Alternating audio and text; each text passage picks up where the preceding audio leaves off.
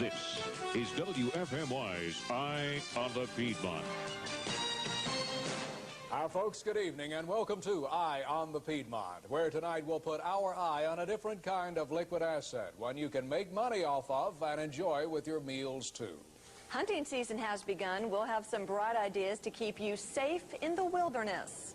And finally, we'll meet Bessemer Elementary's first principal, who paid a return visit today after a 33-year absence.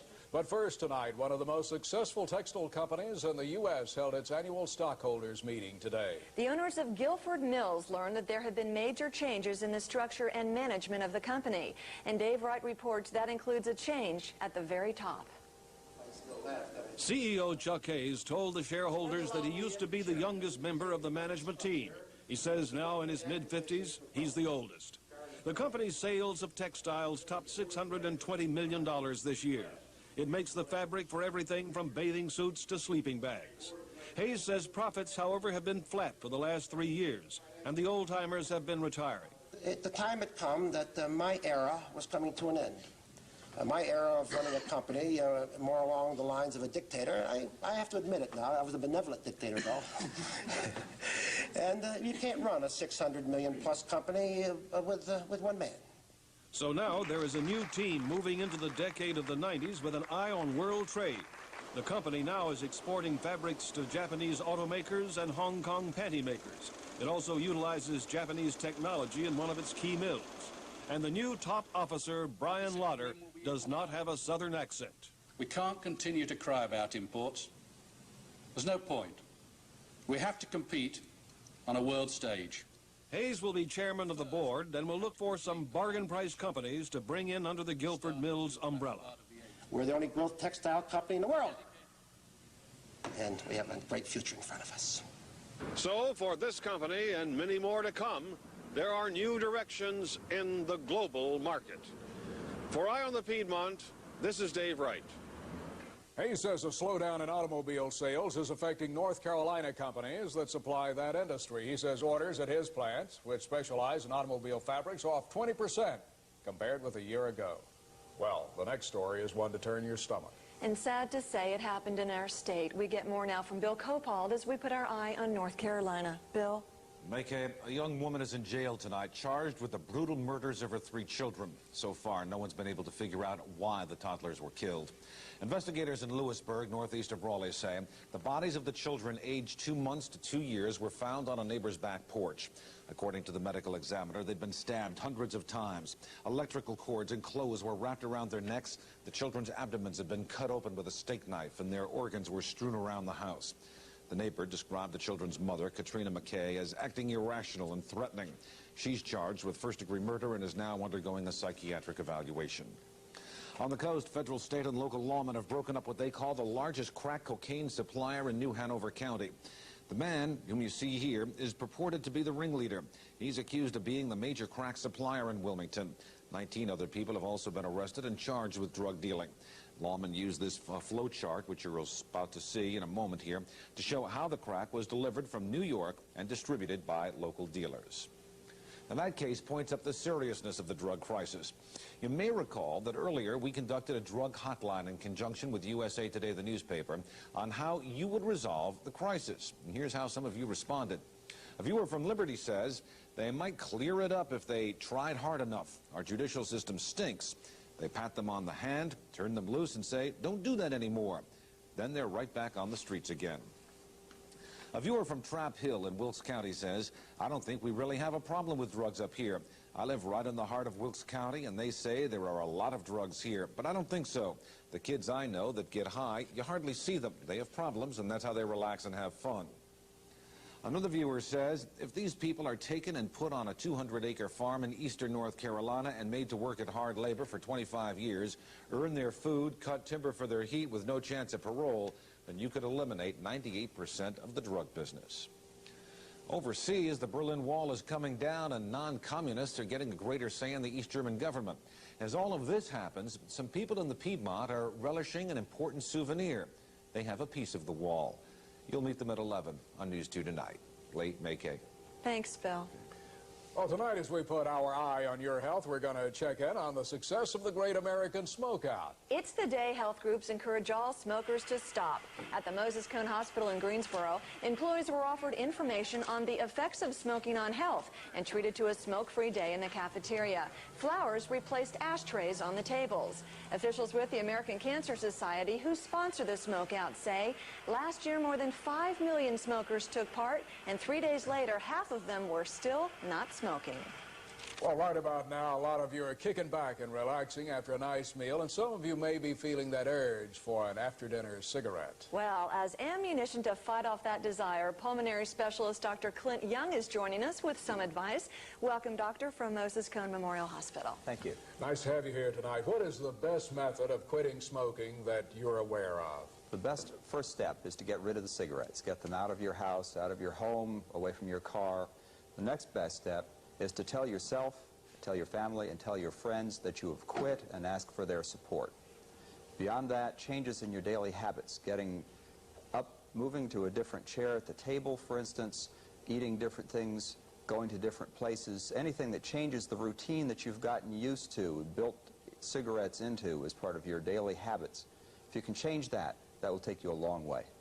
You know, Dr. Young, warnings have been on cigarette packs for years and years and years now, but it seems like this past year people are really taking those warnings seriously. They're really trying to quit. What do you attribute this to? Well, I think it's been building over a number of years, and the most important point is simply people are beginning to speak up and say, yes, I do mind if you smoke. Yes, it does make me feel uncomfortable. But the medical information has been there for a long time. The numbers get only worse and worse, not better and better, about the health effects, the health impact of tobacco smoking.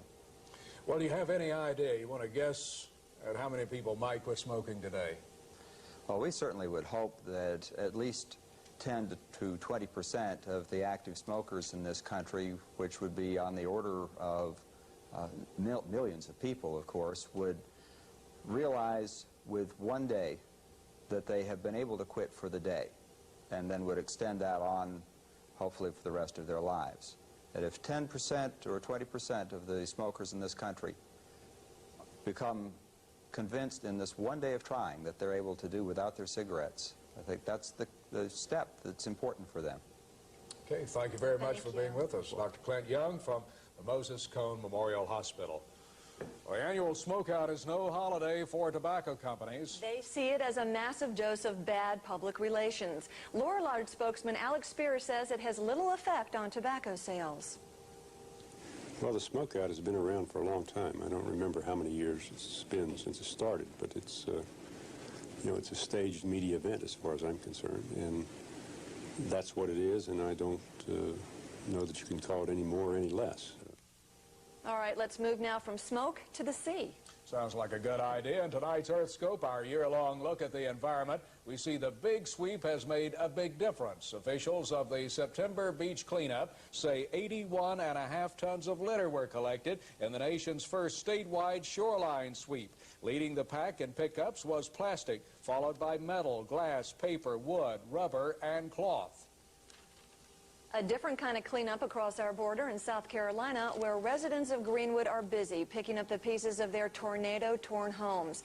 At least 4 houses had their roofs ripped off by yesterday's storm, which swept through 6 states last night, killing 17 people and injuring over 400. In Greenwood, no serious injuries were reported. An emergency management official called it a miracle. Well, we certainly had some blustery winds through our area, and a lot of folks are going to be cleaning up their yards. This has been the year for weather, hasn't it? It was scary last night, Lee. I'll tell you what. Randy, are things going to kind of quiet down now, you think, maybe for a while? Oh, yeah, they will indeed quiet down. You know, we talk about this so often. Last night we were out here in shirt sleeves. When the forces of nature get so far out of balance at this time of year, they have to swing back to normal. And normal, in fact, below normal is where we're going to be tonight. We'll have all those details coming up in just a minute.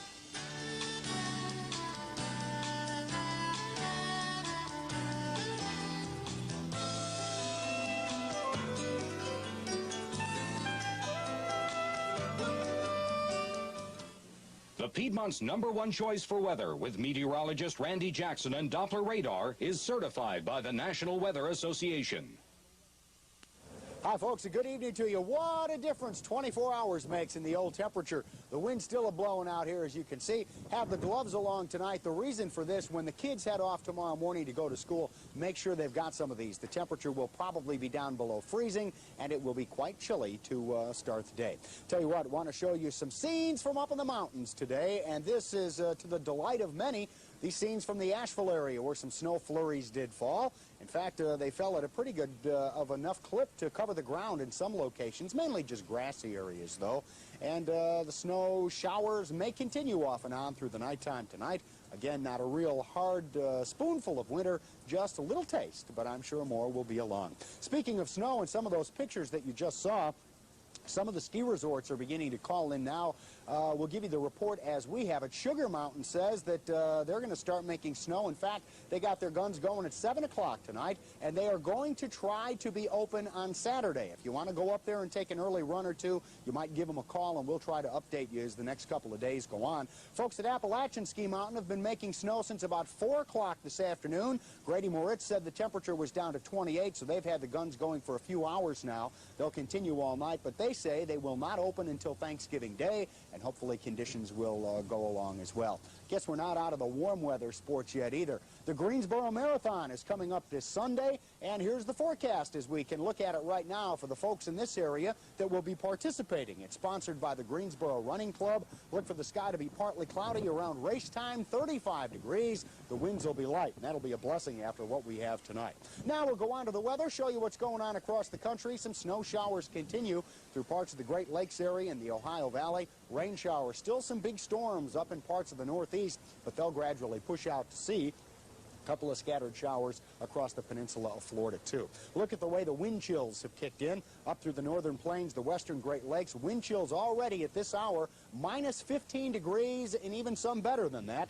Down all the way into sections of the middle Mississippi Valley, the reading 0 to minus 14. So as that cold air filters in and the wind blows, too, tell you what, the alert is out tonight for folks who are going to be spending any time outside.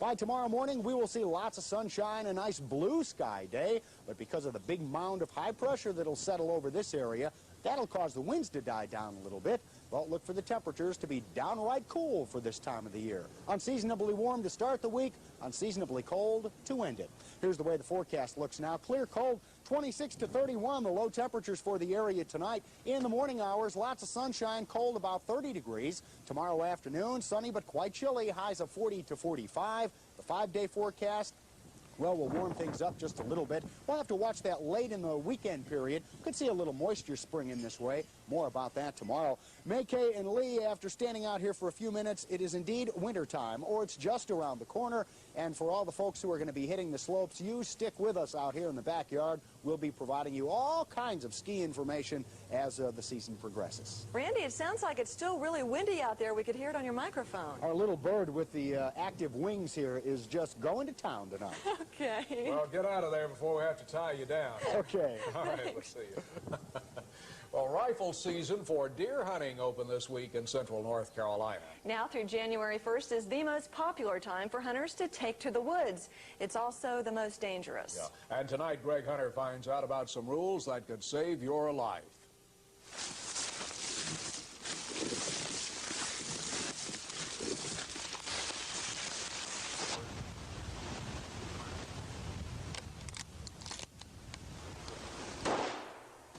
This is the most dangerous season for hunters walking through the woods of central North Carolina.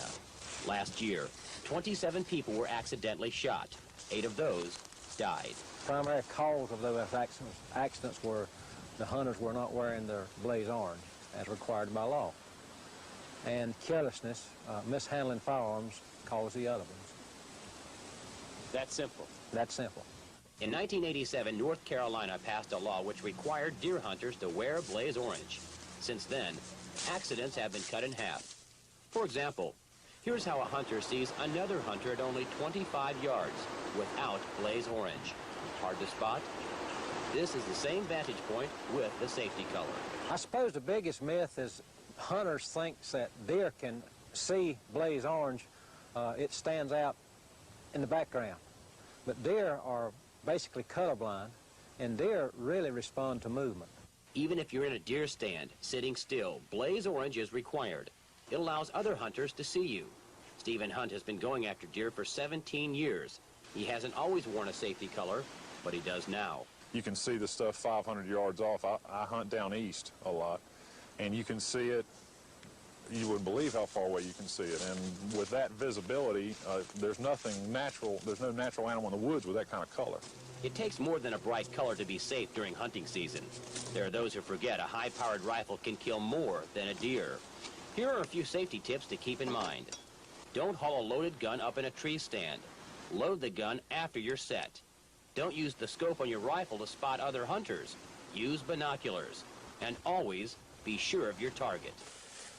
And finally, always assume your gun is loaded. And keep in mind where the muzzle is at all times. That way you'll be able to tell many happy hunting stories to come and not end up in the happy hunting ground.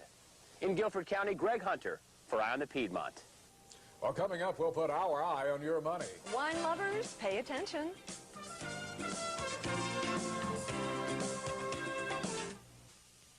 As we put our eye on your money tonight, we see jobs are tightening up in the Triad. New report out from the Economic Forecasting Center at Georgia State University shows the Triad lagging behind other southeastern economies.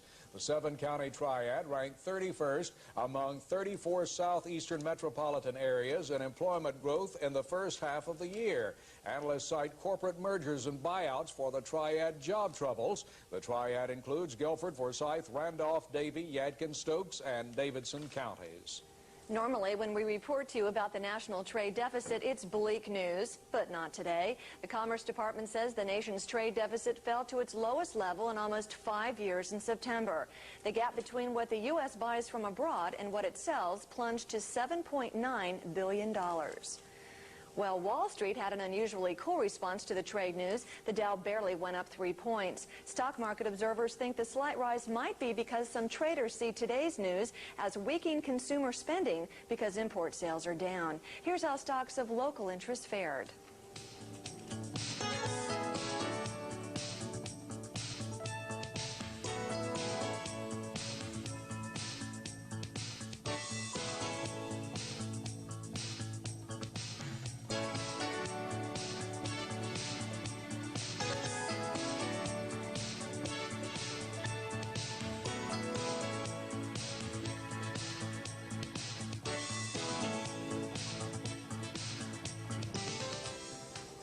Well, wine means different things to different people. If you're a grape lover, Beaujolais and Bordeaux and Burgundy, well, they spell heaven. And tonight, our Money Pro Steve Crowley takes a look at the money side of collecting these liquid assets. Buying fine wine for special occasions often means a quick trip to the corner store. Or we could get professional help from a specialist. A wine merchant like Mike Biddle will help us pick out collectible wines with one eye on appreciation. It's a great pleasure to collect wine, and it's a great thrill to be able to pull a bottle of wine out that one's held on to for 6, 7, 8, 9, 10 years and share it amongst friends. Only 1% of all the wine we buy is put away to improve in taste and value. Fine Bordeaux wines from France, for example, cost about $30 a bottle when they're first available. Now, store them properly, wait 5 to 20 years, it could be worth $100 a bottle or a lot more. Wine connoisseur Andrew Jones is known through the grapevine as the Flying Wine Man. He travels to vineyards worldwide, researching and tasting. Chateau Petrus. If you had bought a single bottle, right, I mean, most people invest by the case, but a single bottle of the 1982 vintage, which had been ready for purchase and for laying down in spring of '85, would have cost you $70. Now, think 4 years on, instead of being $70, it's $450. My advice on starting your collection, buy wines from knowledgeable wine merchants or at auction for really rare vintages. To get started, read several wine collector books and manuals, available at the library or in bookstores. You'll need a year-round chilly cellar kept at a cool 58 degrees and lots of racks to lay the bottles down. The only way to store them. An old rule of thumb here, once you've built a sizable collection of 500 bottles or more, keep 1/3, sell 1/3 at a profit, and sample 1/3 with friends over many years. And in my next report, advice from Bob Paul. He's building his fortune in liquid assets. I'm Steve Crowley with your Money Report. UNCG, NCAA. It kind of sounds like a mixed-up alphabet, but actually it spells success for the Spartans soccer team. Well, time for sports, and I think tonight we're going to get kicked around again. Well, we may be going for the gold while we do that, right? We might go for some gold, but we'll talk college first. It's been an outstanding year for our local college soccer teams. Wake Forest is in the second round of the Division I playoffs. Greensboro College is in the National Division III semifinals this weekend in Pennsylvania. The UNCG Spartans are in the Division II playoffs. They host their quarterfinal match this Sunday. This is a special team, according to Coach Parker. They've got a great shot at a national title. It's been a great season for UNCG soccer, but that's nothing new. The Spartans are known as one of the nation's most powerful soccer programs. Most of that recognition came while the Spartans were in Division III. They won the National Division III title in '85, '86, and '87. Then the switch to Division II. Last year's team was 13-7-1, not good enough to make the playoffs. But this year's team is a different story. The Spartans finished 17-3-1. In the playoffs again. They'll have to fight considering the playoffs just another game. I think if it becomes old hat, I may as well pack it in and find some other job to do there. No, it doesn't. It's always exciting, and this is the neat part of the job. You know, the on-the-field coaching, particularly on-the-field coaching when you're in the running in the playoffs, is really always a lot of fun. The fun begins when the Spartans enter the Division II quarterfinals. They play Tampa again. I'm apprehensive. I'm cautiously optimistic. The problem with the game against Tampa is that we've already played them once this year. Down in Florida, we beat them 3-1 and fairly comfortably beat them, which may sound as if that's good, but I don't think it is necessarily good because it's always difficult to play the same team twice in a year, and I think they learned a lot from the first time through, probably more than we did, and it's going to be a different Tampa team. Having already beaten Tampa once, it might be easy to look past this game and on to the national semis. Coach Parker doesn't plan on that happening. No matter how hard you try, there's always that thought in the back of the players' minds, you know, and it's my job to try and take that thought away, but, you know, there's that thought of they're not that good, and we can beat them again, and, you know, if that's in their minds, then we've got a problem Sunday. In the 6 years Michael Parker's been coaching the Spartans, this is the 4th time his team has been in the national tournament. His success is no secret. He's regarded as one of the best around. But this team is special, possibly his best yet. I made a statement at the beginning of the year during preseason camp that I thought this was the best team that I'd had since I was in Greensboro in 6 years, and I definitely believe that now. I mean, we've got a whole season behind us. There's not been a better team in the 6 years that I've been here. The Spartans will be playing at Campus Field. Game time on Sunday is 1 o'clock. In other tournament action, the Wake Forest Demon Deacons are playing. They'll take on the Gamecocks of South Carolina. Game time there at Polo Field, 1:30. The World Cup soccer team is in action. They're in Trinidad. They must beat Trinidad-Tobago if they're to advance to the World Cup finals next summer in Italy. So they got to win that. If they don't, they go home. If they do, they go to Italy. There's a soccer championship coming up in the state this weekend, too. Right? In this state? Well, it could be. Yeah, right. Grimsley and Sanderson. That's right. We'll be there Saturday night at Sanderson. Super. That's great. Thanks, Rob. Okay. Okay, up next we go out and about with a former Greensboro school principal. She paid a visit back to her old school and relived fond memories. As we go out and about tonight, an historic moment for the students at Bessemer Elementary. They welcomed back the school's first principal, Isabel Cude. She returned to the school halls she first walked in 1956. That's the year Bessemer Elementary opened its doors to students. Mrs. Cude says a lot has changed since she was principal there, but one thing does remain the same and is very constant in her mind. Parents play a very important role in their children's education. That'll do it for Eye on the Piedmont. Good night. Good night.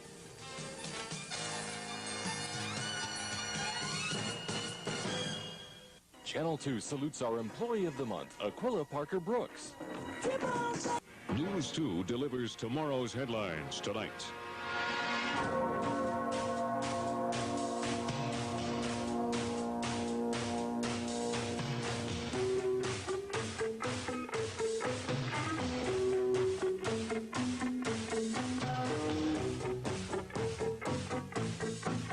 Get the full story only on WFMY's News 2 tonight, because when it matters in the Piedmont, you'll see it first on News 2. The lure of alcohol, marijuana, crack cocaine, it's keeping us trapped in a drug-dependent cycle. I started using cocaine, and eventually I'd get to crack and death, probably. But across the country, people are gaining the strength to say no and finding a way out. I've been clean for 2 years. It's been the best 2 years of my life. On News 2 tonight at 11, hear the stories of hope and success, of people breaking the cycle, choosing to be drug-free, and doing the right thing.